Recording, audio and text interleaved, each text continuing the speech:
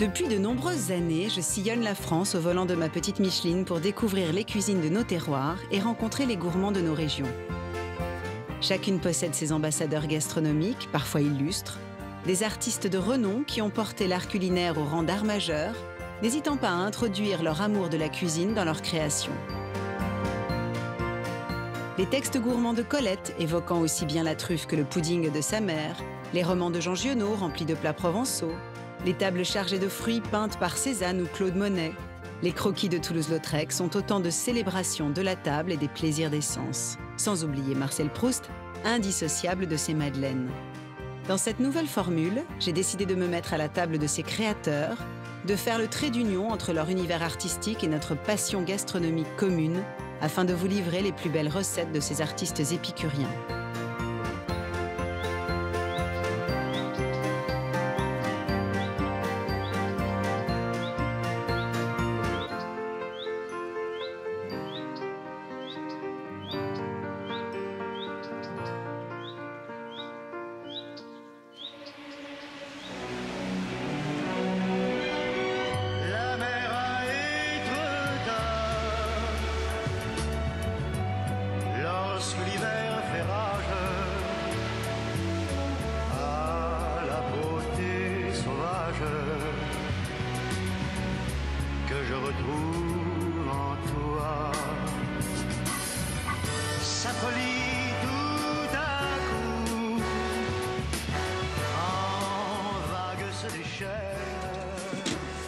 Bonjour.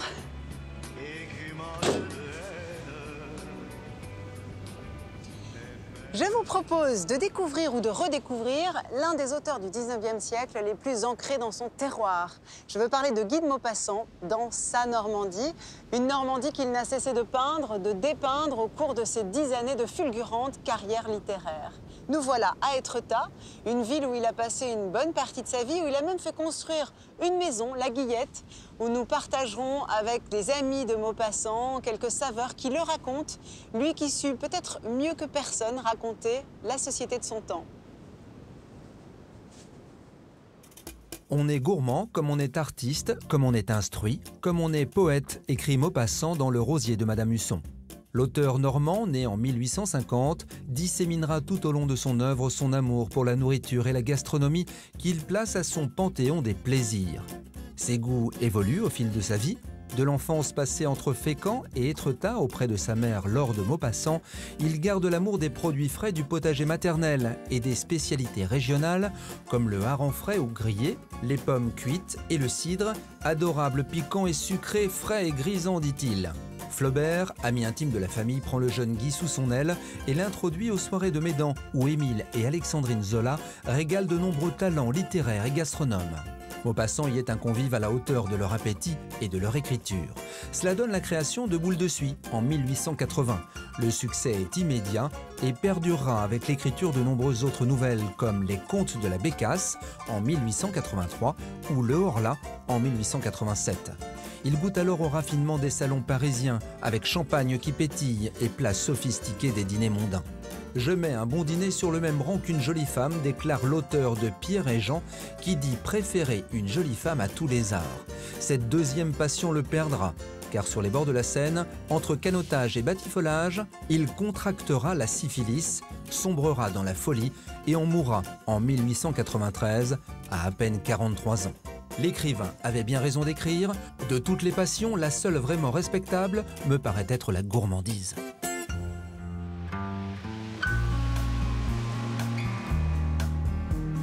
Je débute mon périple en prenant un peu de hauteur et admire Étretat et ses fameuses falaises.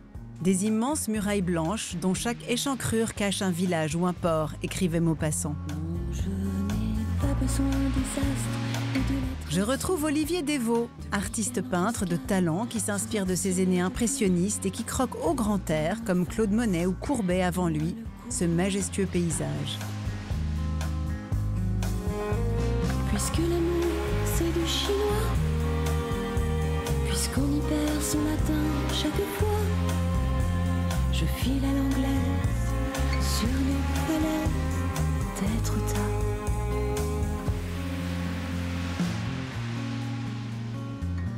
Bonjour. Bonjour.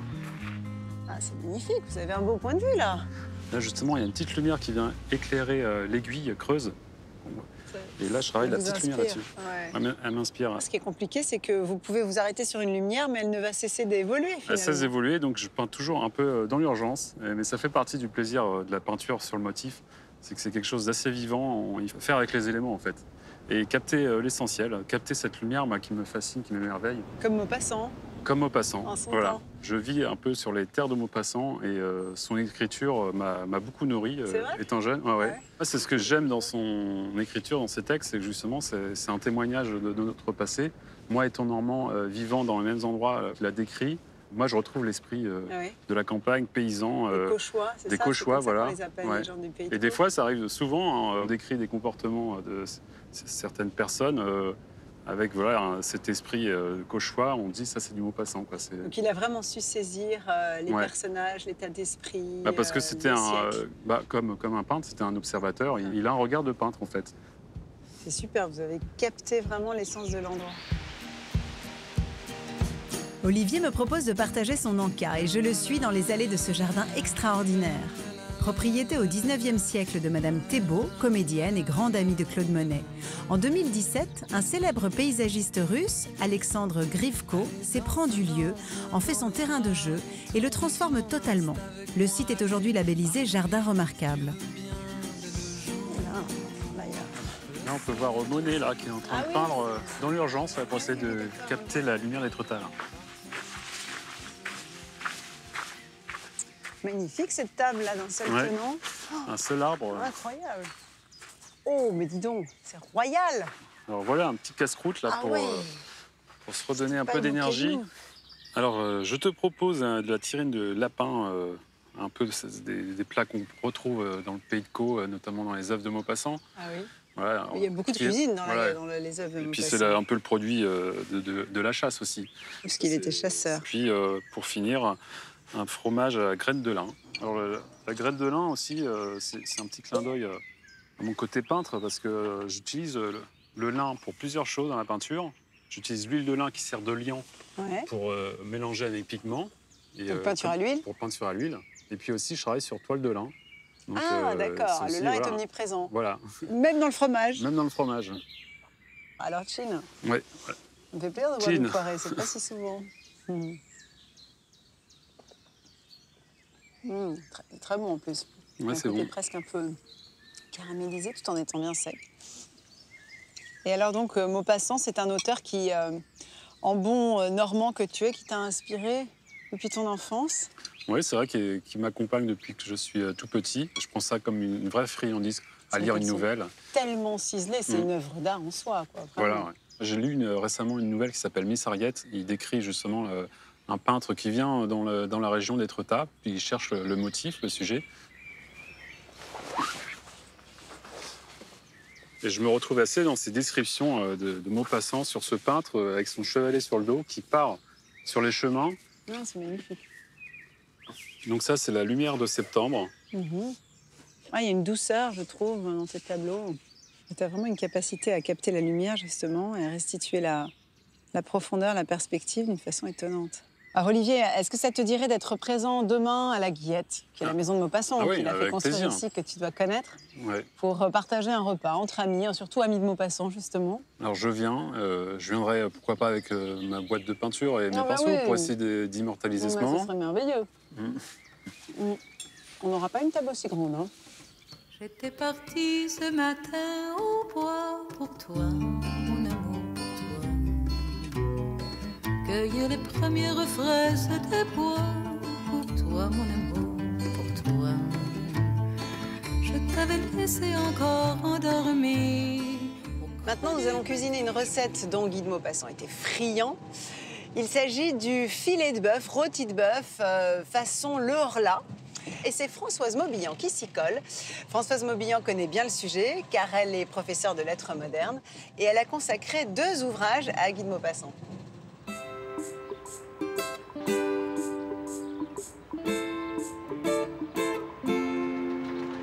Françoise a retrouvé dans les mémoires du valet de chambre de Maupassant une recette intéressante et elle m'a mise au défi de la refaire.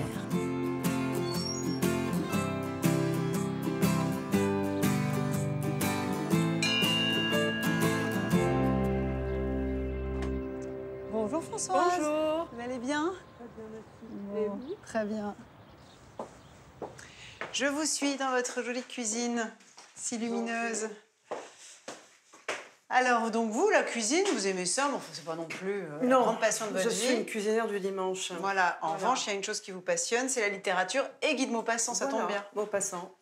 Et vous avez même écrit des ouvrages J'ai sur écrit Maupassant? 2 livres sur Maupassant. Le premier sur sa jeunesse, notamment à Étretat, et le deuxième sur sa vie à Paris. Et donc, parce qu'il a donc vécu ici pendant une partie de son enfance? De 10 ans à 13 ans, il a vécu une jeunesse de poulain échappé, selon le mot de sa mère, à courir les valleuses, les plages, en toute liberté. Toute liberté, un faune, comme dans on la l'a souvent nature, dit. oui, oui, oui. Et alors, on vient à notre filet de bœuf, le Horla. Alors, racontez-moi la genèse de cette recette. Le détenteur des secrets culinaires de Guy de Maupassant, c'est son valet, François Tassard. Plus qu'un valet, c'était un confident, un infirmier, presque une nounou. Et Maupassant adore recevoir. Il dit que la gourmandise est une passion très respectable, très exigeante. Et qu'à l'époque, à prendre exactement au sérieux. Et qu'il n'y a à Paris que 10 personnes gourmandes, 10 vrais gourmands. Françoise est lancée sur la vie de notre écrivain. Je démarre donc la recette du filet de bœuf en coupant les carottes en brunoise. Françoise taille les haricots, puis nous jetons tous nos légumes, petits pois y compris, dans l'eau bouillante pour les blanchir quelques minutes. Puis nous préparons une crème de riz qui servira à mettre nos légumes en flanc. C'est surprenant parce que c'est un ingrédient un peu bio aujourd'hui, mais à l'époque, on s'en servait déjà. Oui. Donc, crème de riz, c'est une farine, une fécule de riz qu'on va diluer dans un peu d'eau. J'en verse 4 cuillerées à soupe dans un demi-litre d'eau chaude et mélange durant 5 minutes. Alors finalement, on n'a pas resitué le contexte de cette recette. En 87, au printemps, il publie le recueil Le Horla, avec la nouvelle qui a donné son nom au recueil. Et quelque temps après, une société aéronautique lui propose de parrainer le nouvel aérostat qu'ils sont en train de fabriquer. Et de le baptiser. Voilà. On disait aérostat, mais c'est un ballon. C'est un ballon, bien sûr. Donc Maupassant accepte. Le ballon est baptisé, le ballon du Horla. Et avant de monter dans le ballon, nous revenons à François Tassard, le valet. Lui prépare un filet de bœuf accompagné de flancs de légumes. Avec, qu'on est en train de réaliser. Ça, une sorte de jardinière. Le filet de bœuf, justement, j'ai jeté un œil. Donc là, vous l'avez fait mariner tel que c'était décrit dans la recette, dans le madère. C'est très à la mode, le madère, à l'époque. Le madère. Aujourd'hui, on utiliserait peut-être plus volontiers du Porto. Mais là, c'est le madère. Et vous avez mis quoi d'autre? De l'huile d'olive. Je vois des feuilles de laurier. Voilà, et des aromates. Et de l'ail, hein, c'est ça. Là, je vois des gousses d'ail aussi, d'accord. Alors, le coup du sac plastique, c'est pas bête. Ça permet d'éviter d'utiliser trop d'alcool. Parce que c'est vrai que sinon, bah... Voilà, et il est comme ça, il est bien imprégné. Il est bien imprégné, c'est vrai. C'est propre, allez. Ah oui, on sent qu'il a bien mariné parce qu'il est ferme, hein, il a perdu son eau. Ça, c'est intéressant parce que c'est vraiment une pré-cuisson. J'enfourne la pièce de bœuf qui cuira à 230 degrés durant les 10 premières minutes, puis à 200 degrés durant les 20 minutes suivantes. Nous avons précieusement gardé la marinade pour la réduire en sauce. Alors, que peut-on dire concernant les goûts de Maupassant? Ils étaient très variés.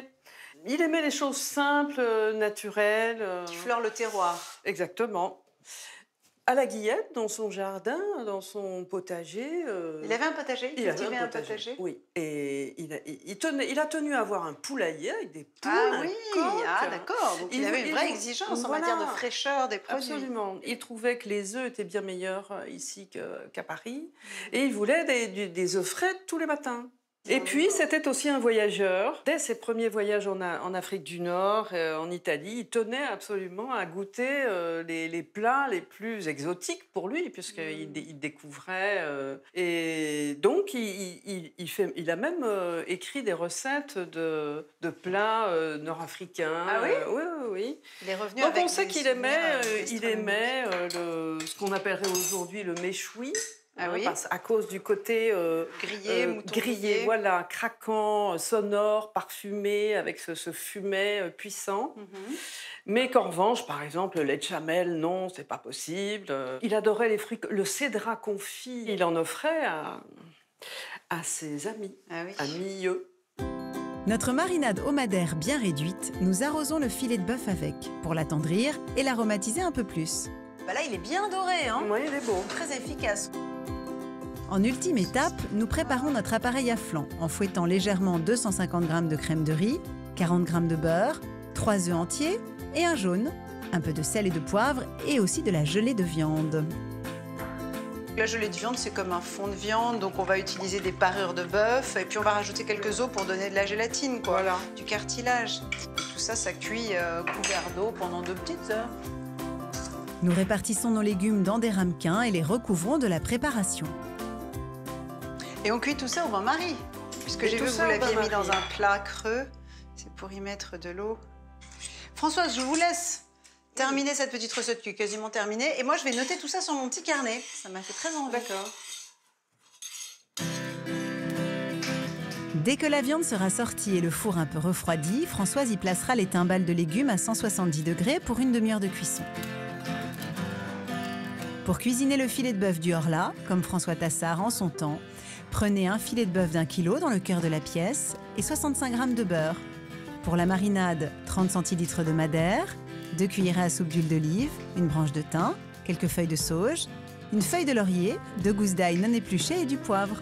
Et pour les flancs de légumes, 400 g de carottes, 200 g de haricots verts, 200 g de petits pois, 3 œufs entiers et un jaune, 250 g de crème de riz, 250 g de gelée de viande et 40 g de beurre fondu.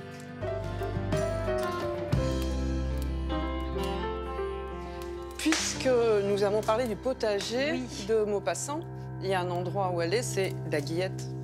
Ah oui, je voulais visiter la maison, La bien maison, sûr. Visiter la maison. Ah ben, j'y vais de ce pas. Et alors, demain, vous me retrouvez avec le filet de bœuf Oui.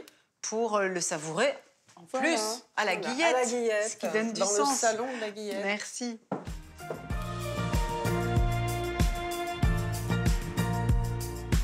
Est-ce la fin d'un monde sans quoi j'aurais rêvé sur la map monde? Tout a bougé sous les colonnes de Pharaon. On les entend, les cris d'enfants. Je pleure encore. Envie d'être en vie. Je suis accueillie par l'actuel propriétaire de la Guillette, Benoît Reverdy. Passionné par le parcours et l'œuvre de Guy de Maupassant, Benoît s'attache à faire vivre la mémoire de l'auteur dans cette demeure. Bonjour Benoît. Bonjour Julie, bienvenue à la Guillette. Alors voilà la fameuse Guillette, la fameuse maison de Guy de Maupassant.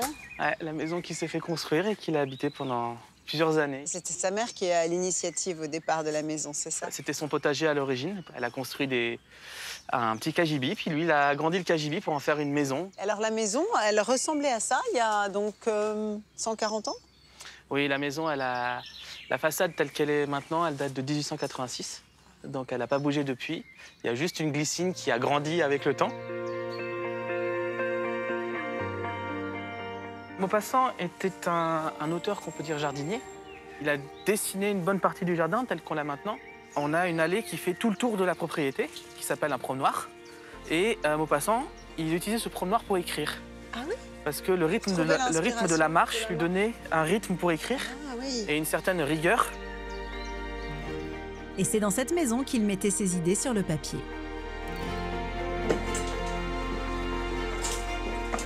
Dans l'entrée, les emblématiques falaises sont présentes grâce à une fresque réalisée en 1940 par André Dupuis, un autre artiste amoureux d'Étretat et de Maupassant.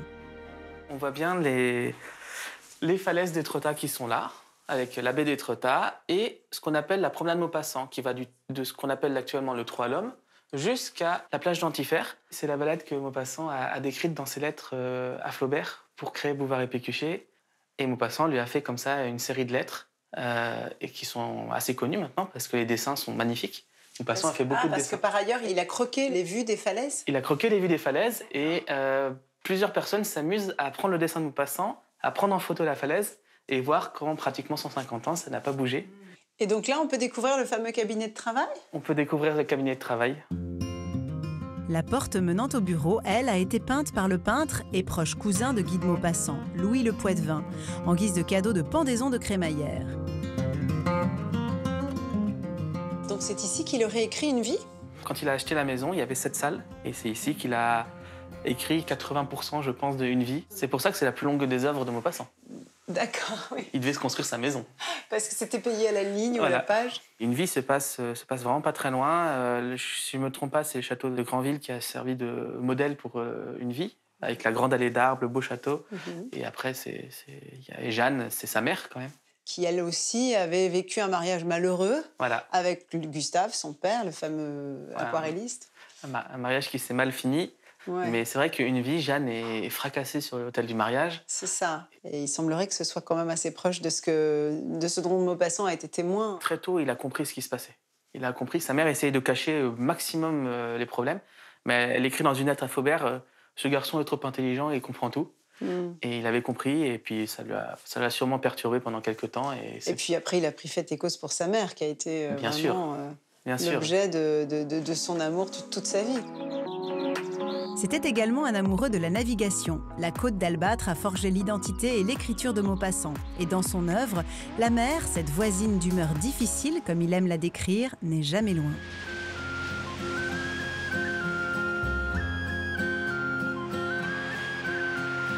Pour raconter la solitude, le vent qui souffle l'amitié.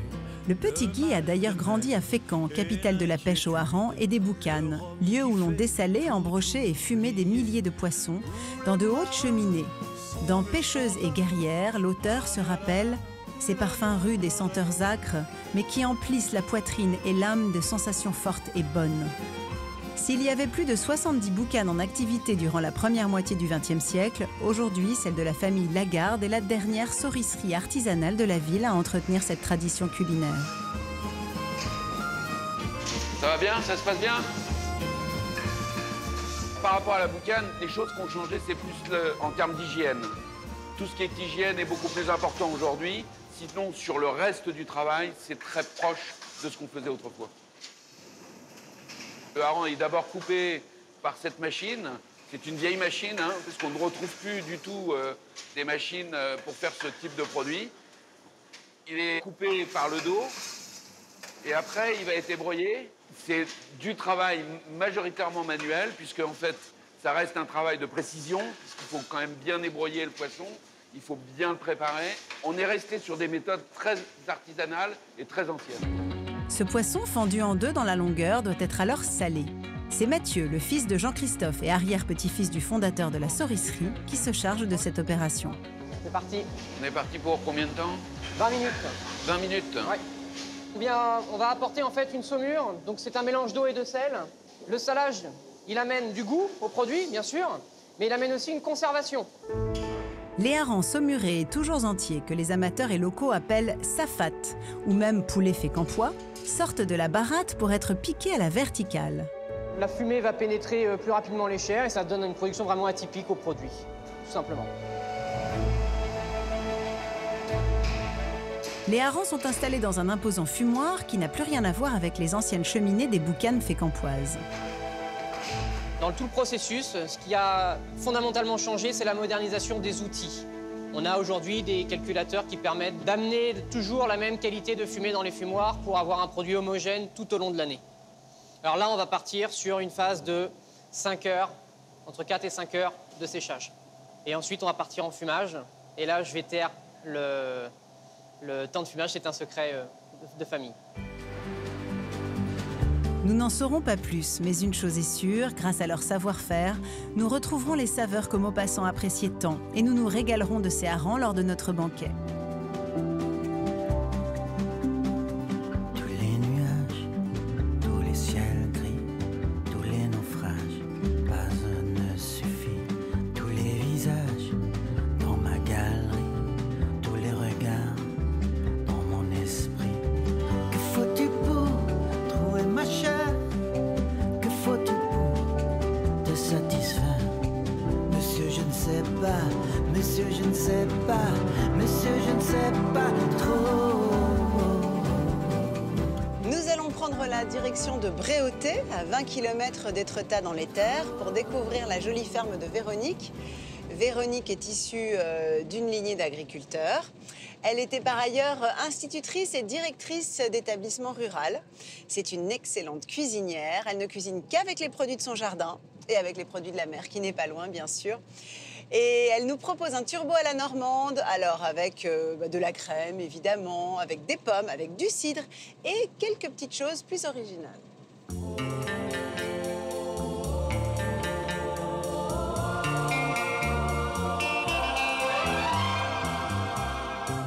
Un bon matin, je sais que je m'éveillerai différemment de tous les autres jours. Le marché de Goderville, où Véronique a ses habitudes, est le décor d'une célèbre nouvelle de Guy de Maupassant, La Ficelle. L'écrivain y détaille sans pareil l'ambiance du marché avec les joueurs de domino, les touilleux, comme on les appelle, qui sont toujours bien présents, et les saveurs autour des étals, avec, écrit-il, cette délectable odeur de viande rôtie et de jus ruisselant sur la peau rissolée. Maupassant a beaucoup fréquenté le marché de Goderville et a beaucoup décrit les situations de la vie quotidienne. Il décrit bien la fermière qui vient vendre ses poules, ses pommes, les châtaignes qu'elle a ramassées, les poires. Bonjour. Bonjour madame. Bon. Comment allez-vous? Eh bien, ça va très bien. Aujourd'hui, ça me plairait bien de prendre le turbo. Il est joli. Avec plaisir, ils sont frais à l'arrivage. Donc, je veux bien que vous me les prépariez, comme d'habitude. Ok madame, avec plaisir. Voilà. Vous gardez la tête madame? Ah, bien sûr. Moi, c'est important pour la présentation, j'aime bien. Et puis, vous me préparez les petits traits sur le dessus pour le cuisiner. Dans ce cas, je mets des traits voilà. sur chaque côté. Exactement. Comme ça, vous mettez l'ingrédient et après, vous mettez au four. Pour ses produits crémiers, Véronique va à la source. Notre cuisinière se rend chez sa voisine, à la fois artiste céramiste et fermière. Bonjour Céline. Ah, bonjour Véronique, ça va bien? Et toi? Oui. Eh bien, cette semaine, j'aurais voulu de la crème, bien sûr. Ça vaut combien? Eh bien, je vais en prendre 2, puis je vais prendre du beurre de saison. Elles sont encore à l'herbage, donc le beurre est excellent. Ouais, je viens de les voir, les vaches dans le pré. Elles sont rayonnantes sous un rayon de soleil. C'est parfait.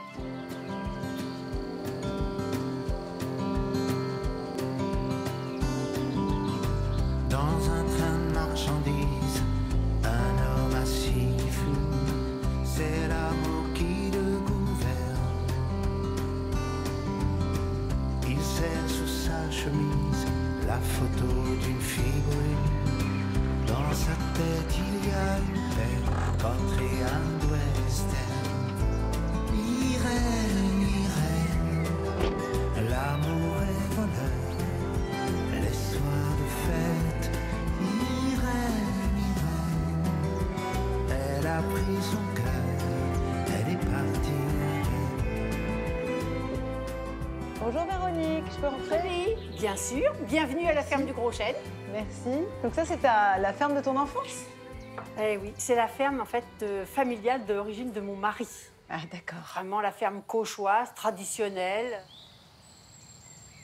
Regarde, je suis allée cueillir dans mon potager ce matin. Magnifique. Les courgettes, les carottes, les tomates, les oignons, les pommes. Et regarde, même le raisin est de chez moi. Quel luxe. Alors, donc c'est un turbo que tu prépares, c'est ça? Oui. Un turbo à la normande. Ah bah Alors, oui. à part la crème, j'imagine, ça consiste en quoi de le cuire à la normande? Bah, le cuire à la normande, c'est parce que je vais utiliser la crème, bien sûr fermière, mais aussi le cidre. Ah, bah, oui. d'accord. Nous préparons en premier lieu une fondue de légumes, en mettant en fines lamelles un oignon et quelques pommes de terre.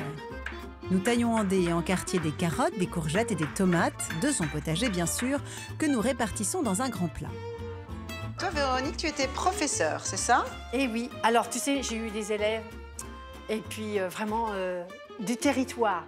Et je dis toujours, mes poches, elles sont pleines d'histoires à la Guy Maupassant. Hein. Oh là là là, mon Dieu. Tu vois, par exemple, moi, j'ai connu le tirage au sort pour le mariage. C'est-à-dire? C'est-à-dire, eh ben, j'avais 2 sœurs. Une 14 ans et l'autre devait avoir 16 ans. Le père avait dit aux 2 filles, vous allez vous mettre d'accord parce que je vais en marier une au voisin. Pour carrer la ferme, pour rassembler les terres. Comme les filles ne voulaient pas du gars, je leur ai dit, les filles, il n'y a pas de problème. Dans 15 jours, dimanche après la messe, on sort la soupière, On met les 2 prénoms dans la soupière et après la messe... Ben oui, mais c'est pas vrai, c'est pire que Maupassant, votre histoire. C'est Maupassant. On pensait que c'était révolu quand même, Non, ce genre de non, tradition. Non, mieux qu'on choisit, les traditions sont fortes. Hein. Très, très fortes. Hein. Je m'occupe de quelques pommes de terre supplémentaires qui seront cuites à la vapeur en guise d'accompagnement. Et Véronique tranche des pommes fruits du verger. Et dis-moi, alors cette recette de turbo à la normande, pourquoi l'as-tu choisie pour évoquer Maupassant? Ben parce que Maupassant, c'est quand même quelqu'un du territoire qui était très lié à la mer. Il aimait beaucoup le poisson, hein, que ce soit le turbo, les harengs. Il était très attaché au terroir, aux accents, aux paysages. Il n'a cessé d'ailleurs de décrire son pays de Caux et puis finalement toute cette vallée de la Seine, depuis Paris jusqu'au Havre. C'était vraiment son inspiration, son terroir, sa fierté aussi. Il était très observateur. Et tu vois, par exemple, on retrouve aussi cette culture un peu cauchoise. Quand il décrit le petit bout de ficelle sur Marcel Godérier, nous, on est un petit peu comme ça. Rien ne se perd. Tu vois, s'il y a des choses, on va le mettre de côté, ça peut toujours servir. Véronique va maintenant faire fondre quelques champignons sauvages cueillis aux alentours et je lui apporte une échalote émincée que l'on va faire suer. Le mélange est directement intégré à la farandole de légumes. Alors maintenant, notre poisson, tu vois, il est bien lavé. Alors, on va l'installer sur la fondue de légumes. Je vais te laisser le soin de le badigeonner à l'huile de raisin. Notre cuisinière cauchoise agrémente le turbo de quelques grains de raisin coupés en 2. Première fois que je vois, c'est un turbo farci au raisin. Ah oui, ah mais... C'est presque une cuisine moderne, fusion. Sucré-salé. Tu vois, je mets quelques gouttes sur de vinaigre. Un vinaigre de pomme, j'imagine. Ah, bien sûr, vinaigre de pomme. Alors là... Oui, c'est comme le beurre salé, il n'y a pas de vinaigre quand ça il n'est pas à la pomme. Vinaigre de pomme de Normandie. D'accord? D'accord. Et là, surtout, ce qui est très important maintenant, on va arroser le tout de cidre. Nous mettons l'équivalent d'un bon verre de cidre brut et je saupoudre le poisson de thym séché maison, de poivre et de curcuma. Et je presse ensuite un demi-citron vert. Dis donc, il y a un sacré assaisonnement, hein? Voilà. C'est très réfléchi. Oui, tout à fait, tout à fait. Et enfin, j'y dépose 2 brins de romarin, du potager, bien sûr. Magnifique. Tu sais que c'est un tableau en soi. Ben oui. Le turbo part au four 20 minutes à 200 degrés, pas plus, pour garder sa chair tendre et blanche. Mais ce n'est pas fini, car pas de recette cauchoise sans sauce à la crème. Magnifique cette crème. Ah oui. Elle est à la fois épaisse, souple, elle a l'air riche et parfumée. Alors après, donc, je vais ajouter la valeur à peu près de 40 à 50 grammes de beurre. Dans la crème? Ah oui. Ah, t'as pas froid aux yeux? Ah bah non, mais... Du beurre dans la crème? Du beurre dans la crème, et regarde. Toc. Ah, on est normand ou on l'est pas, hein? Ah voilà, exactement. Nous y ajoutons un peu de vinaigre de cidre pour la rendre plus onctueuse et la chauffons délicatement pour faire fondre le beurre sans le faire bouillir. Quelques capres au vinaigre en touche finale et le tour est joué. C'est bon parce que grâce au fait qu'on n'a pas porté la crème à ébullition, on a vraiment le goût et de la crème et du beurre. Mais c'est vrai qu'il faut vraiment utiliser de la bonne crème et du bon beurre, sinon c'est pas la même recette. Elle est à point.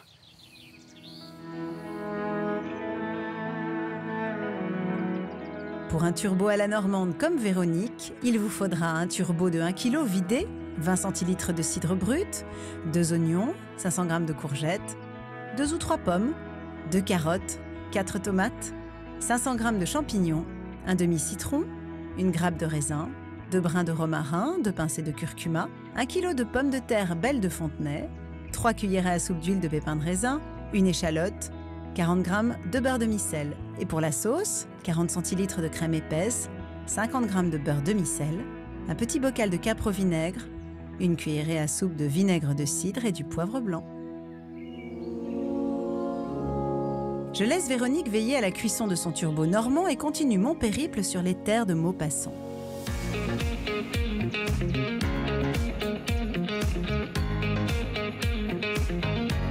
Avant de retourner à Étretat, dans la demeure de notre auteur, pour y préparer mon ultime recette, je vous propose un nouveau petit détour par la ville d'enfance de Maupassant, la ville de Fécamp. Au cœur de la cité, un trésor s'impose, le palais bénédictine, que le jeune Maupassant n'a pu qu'admirer et visiter.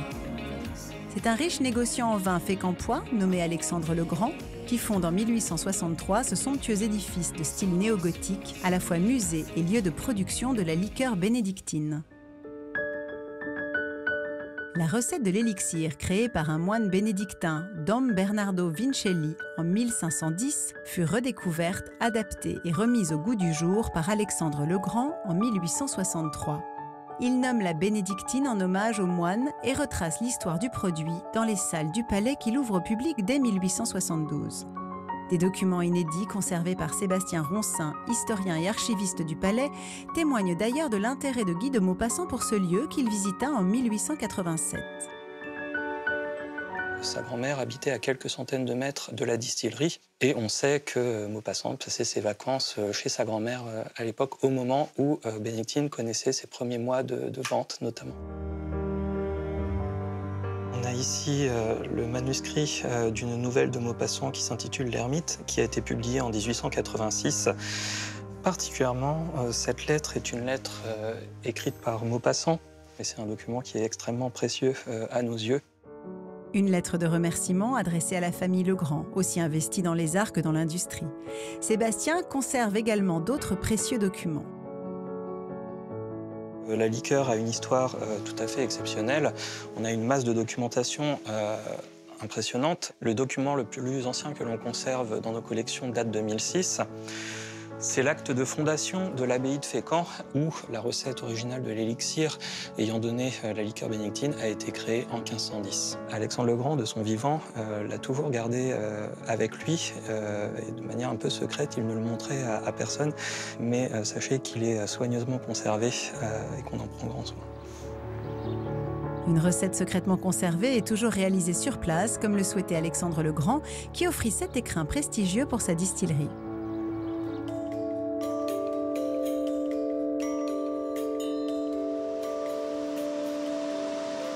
Ça fait plus de 150 ans que c'est la même technique. Les plantes et épices n'ont pas changé et nous restons sur les mêmes dosages que seul le maître herboriste détient, que nous-mêmes nous ne connaissons pas. Ce qui fait la partie mystérieuse de l'élaboration de la liqueur.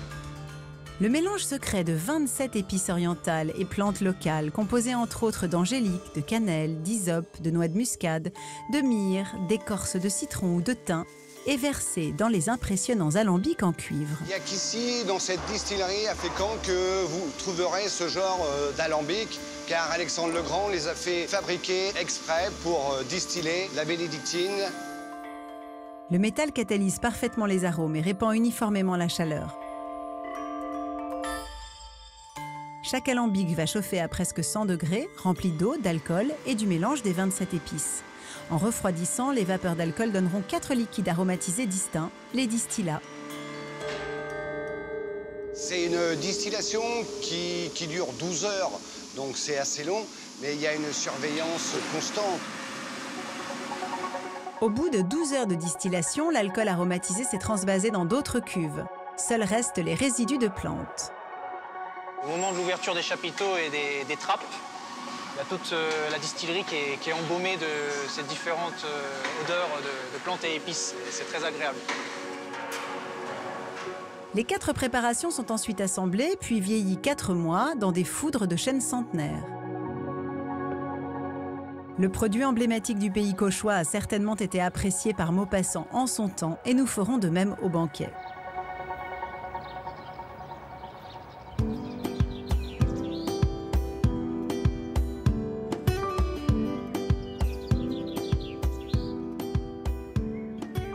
Alors à ce menu très gourmand, il manquait un dessert. Et nous n'avons pas cherché très longtemps. Nous avons choisi le dessert emblématique du pays de Caux, le douillon. Et le douillon, si j'ai bien compris, il s'agit d'une poire, la poire de coq, une variété très ancienne et très locale. Cette poire est enfermée dans une abaisse de pâte, soit feuilletée, soit brisée. Et là, 2 écoles s'affrontent très sérieusement. On va les mettre d'ailleurs un peu en compétition. Et nous suivrons la version de Daniel Fauvel. Il est historien. Il préside l'association des amis de Flaubert et de Maupassant. Et il a même écrit sur le douillon et sur son histoire avec Maupassant, bien sûr.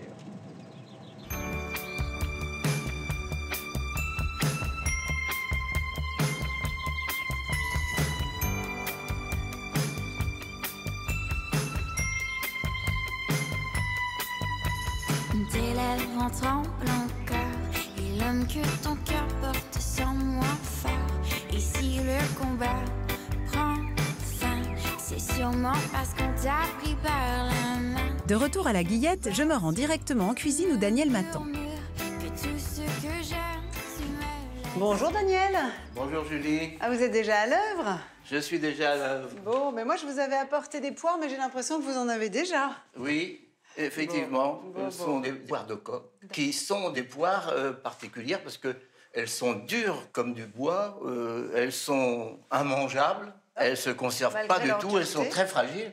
Ce qui explique qu'on a besoin de prendre des précautions quand on ne connaît pas, évidemment, les poires. Et on peut Que même si on pas fait les prendre par terre, parce qu'une fois qu'elles ont été choquées par le sol, elles ne sont plus bonnes à cuire. Absolument. C'est ça, faut les cueillir. Absolument. Alors, Oui, elles sont dures. Hein. oui, et justement, il faut voir la différence. Il y a des différentes couleurs. D'accord. En fait, celles-ci sont plus claires, Oui. presque jaunes. Ouais. Et si on les ouvre, malheureusement, elles vont sans doute être déjà Ah oui, dis donc, elles sont blettes. complètement blettes. Et autrement, à l'intérieur, donc, la chair est blanche. Et ça, c'est pas comestible, donc c'est astringent, c'est si vous râpeux. voulez goûter, je veux bien. Je vais goûter puisque Oui, vous l'avez oui, coupé, oui, merci. oui.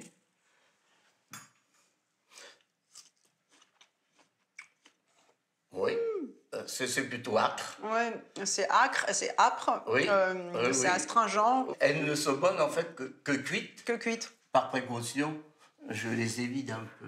Et dites-moi, qu'est-ce qui vous a amené à vous intéresser à Maupassant, alors vous, Daniel? Ah ben, j'ai fait une thèse sur le canton de Goderville. Alors. Ce qui fait que je me suis passionné pour Maupassant, parce que aussi, donc, dans toute la...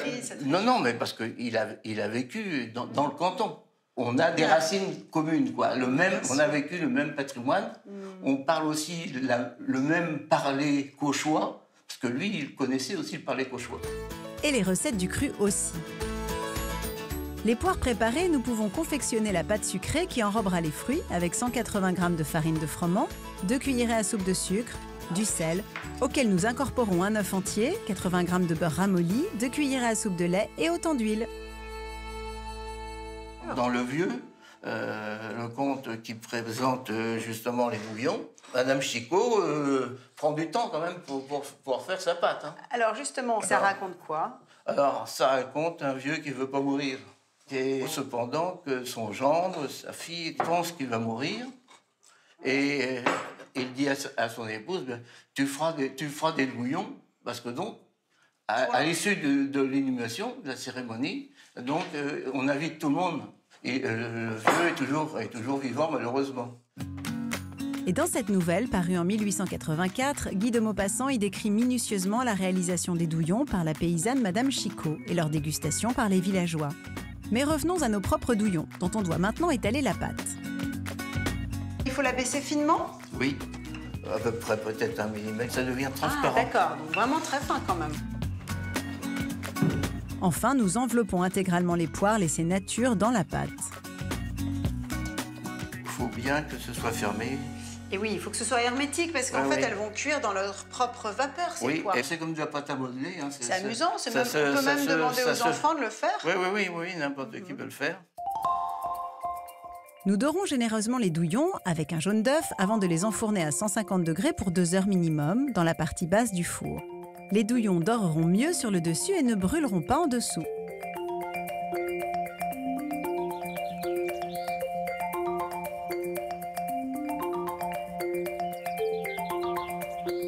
Pour réaliser les douillons comme les adorait Guy de Maupassant, prenez 6 poires dures, pour la pâte sablée 180 g de farine, 80 g de beurre, 2 cuillerées à soupe de lait, 2 cuillerées à soupe d'huile, 2 cuillerées à soupe de sucre, 2 œufs et une bonne pincée de sel. Benoît Reverdy, le maître des lieux et mémoire vivante de Maupassant à Étretat, m'a repéré dans le jardin. Alors, il faut que tu me parles de cet endroit, c'est la fameuse caloge, c'est ça? Caloge, oui, tu t'es installé comme François Tassard à l'époque, qui écrivait sur les marches de son bateau. Ah bon? Parce que François, le valet de chambre de Guy de Maupassant, c'était sa maison. Donc la caloge, c'est un ancien bateau de pêche qui a été mis à terre, c'est ça? Pour faire un lieu d'habitation? Donc c'est une caloche, c'est donc un caïque, donc un bateau de pêche, pour un équipage de 5 personnes environ. Et la tradition ancestrale veut qu'on les transforme, quand ils sont plus en état de fonctionner, en abri. Et Maupassant, étant un enfant d'ici, il s'est fait installer son bateau en 1880, et depuis, il n'a pas bougé. Donc il a eu 130 ans de jardin. Voilà, 130 ans de jardin. C'était le logement pour son valet de chambre, François Tassard, et sa salle de bain. Et on peut visiter? Oui, on peut visiter, j'ai la petite clé. Merveilleux. Alors, la fameuse caloge. Ah oui, c'est pas petit, mais c'est pas grand non plus quand même pour habiter, hein? Ah non, mais c'est quand même un bateau, c'est pas une maison. Donc oui, c'est sûr, c'est sûr. Donc il y avait un lit, et puis voilà, il rangeait ses affaires-là. Il y avait un lit, il y avait le même crochet, le crochet d'origine, toujours là. Et à peu près là où t'es, il y avait un poêle. D'accord, oui, en plus il y avait le poêle, ouais. Ça a un charme fou, hein? Ah, c'est un charme fou, et malheureusement, il n'y en a plus beaucoup. Ouais, c'est vrai. À l'aube du XXe siècle, il y en avait plusieurs centaines, voire presque 200 dans le département. Maintenant, il y en a à peine 12. C'est pas évident de les conserver, j'imagine. C'est très difficile à conserver parce que c'est du bois. Après, le bois, il travaille avec le temps. Et pendant la Seconde Guerre mondiale, il y a un problème de chauffage. Et donc, on brûlait les caloges. Pendant que je remonte le temps dans cette charmante caloge, Olivier, l'artiste peintre féru de Maupassant, a installé comme promis son chevalet et ses pinceaux dans le jardin de la Guillette, tandis que Michael, le producteur de la fameuse liqueur fécampoise, également arrivé sur place, s'est transformé en mixologiste. Bonjour Michael. Bonjour Julie. Ah, vous nous avez déjà préparé des... Qu'est-ce que c'est, des cocktails à la bénédictine, c'est ça? Oui, le DOM, Deo Optimo Maximo, une devise des moines bénédictins. Donc il y a de la liqueur bénédictine, 2,5 centilitres, et puis ensuite 9 centilitres de Prosecco. Et enfin, on termine avec un zeste de citron. Le tout est accompagné d'un foie gras également aromatisé par la liqueur. Pour célébrer Guy de Maupassant, qui se qualifiait lui-même de gourmand enthousiaste, gourmand solitaire, Mathieu le Saurisseur, Véronique notre Cauchoise et Françoise la Maupassienne nous rejoignent. Oh là là, c'est magnifique, hein. Ce sont des harengs fumés? Alors, ils ont été fumés à froid, à la verticale, donc entiers, juste ouverts en deux et mis en filet et puis présentés dans l'assiette. Et ça, c'est du saumon, j'imagine? j'imagine? C'est un pavé de saumon fumé au poivre. Saumon fumé au poivre, ouais, d'accord. À froid. Oui, c'est ça, c'est important parce que oui. Les saumons ne sont pas toujours fumés à froid, c'est non. ça? En Norvège, je les avais vus plutôt fumant à chaud. Fumé à chaud, oui. Tradition nordique. Et en France, on a plutôt une tradition à faire du fumage à froid. Foie gras à l'élixir fécampois et hareng fumé sont de savoureux clins d'œil à l'artiste, tantôt mondain, tantôt marin et toujours gourmet. Il y a hareng et hareng quand même. Oui, c'est vrai. J'ai rarement goûté un produit de cette qualité. C'est délicieux, vraiment, parce qu'on garde la souplesse du poisson, on garde son gras, sa texture. Au fond du jardin, Olivier nous accompagne de loin et immortalise cet instant gourmand. Tu nous as croqué. Mais viens donc croquer un petit morceau de hareng ou de foie gras ou de saumon. Ok, j'arrive tout de suite.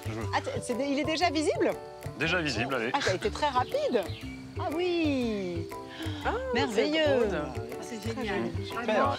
Une belle lumière. Je suis très content et même ému de peindre ici, dans la maison de Maupassant. Qui avait un joli trait de crayon, hein? Il y avait un joli talent de dessinateur, mais c'est vraiment des petits dessins à la plume, avec parfois un petit trait d'humour. Je pense que nous pouvons peut-être passer à table. Qu'en dit le maître de maison? J'en dis qu'il fait temps de manger. Voilà, exactement. Mais prenez vos cocktails, s'il en reste. Il est temps de faire honneur au goût de Maupassant en nous installant à sa table. Je vous propose un turbo à la normande. Que c'est joli, Véronique. Voilà. Alors là, compliment. Voilà. Est-ce qu'on trouve trace d'un turbo dans l'œuvre de Maupassant ou simplement, évidemment, on sait qu'il aimait être en mer, pêcher, manger du poisson? Beaucoup de turbo. On a retrouvé dans l'inventaire de la Guillette une turbotière. Une turbotière et une poissonnière. Oui. Dans les recettes dont on parlait hier, le carnet de recettes de François, on trouve un saumon à la Grandval, qui est le quartier d'Étretat où nous nous trouvons, un saumon à la Le Poitevin. Alors qu'est-ce que c'est que le saumon à la Grandval et le saumon à la Le Poitevin? Ce sont souvent des merci. Des poissons marinés un peu à la bordelaise, c'est ça? Avec vin du rouge. Voilà. D'accord. Nous nous régalons de ce turbo à la normande et c'est sous les yeux taquins du portrait de la grand-mère devant lequel Maupassant aimait dîner que le filet de bœuf arrive sur la table. Mais par contre, les tableaux sont très précis. Voilà. Le filet de bœuf du Horla. Le filet de bœuf du Horla. François, tu peux nous expliquer comment tu as réalisé la sauce? Il me semblait amusant de reconstituer cette recette qui se réfère à l'année où il a fait son premier voyage en ballon. C'est la biographe Marlo Johnston qui a retrouvé aux États-Unis la partie du manuscrit de François Tassart où sont écrites ces recettes. C'est délicieux, non? Ça vous plaît? Elle est fondante et cuite à point comme on l'aime, avec vraiment... C'est étonnant d'ailleurs, parce qu'on sent que la viande a mariné 48 heures dans le madère. Ah oui, ça se sent. Et ça contribue à sa tendreté hein, et à son parfum. Ah oui, vraiment, vraiment. C'est une très bonne astuce, ça. Oui, les douillons, alors Où sont-ils, les douillons? Alors, on ne va pas se disputer pour la différence de recette. Non. Ah oui, parce que vous avez quand même deux approches très différentes.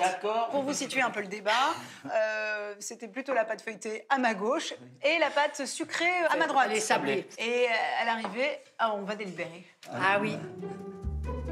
Pour les avoir si bien décrits dans sa nouvelle Le Vieux, cela ne fait aucun doute. Guy de Maupassant devait avoir aussi son idée sur les douillons et n'aurait pas conclu un bon repas sans son dessert favori.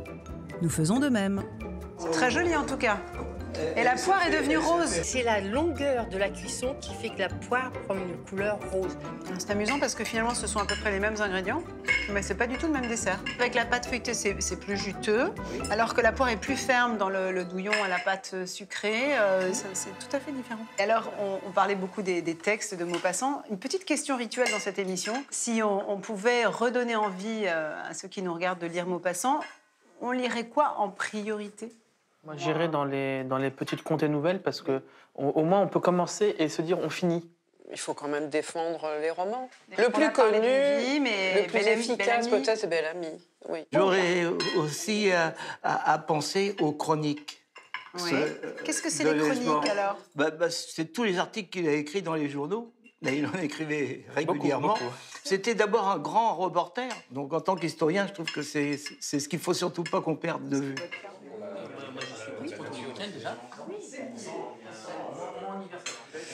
Nous allons quitter notre Guy de Maupassant à regret. On s'est attaché, en tout cas moi, à ce génial bon vivant qui a cultivé toute sa vie le paradoxe et le goût de la liberté entre ombre et lumière. J'espère qu'on vous a surtout donné envie de relire ses œuvres et pourquoi pas de cuisiner les recettes qui ont émaillé sa vie et encore mieux, de venir visiter le pays de Caux. Bienvenue.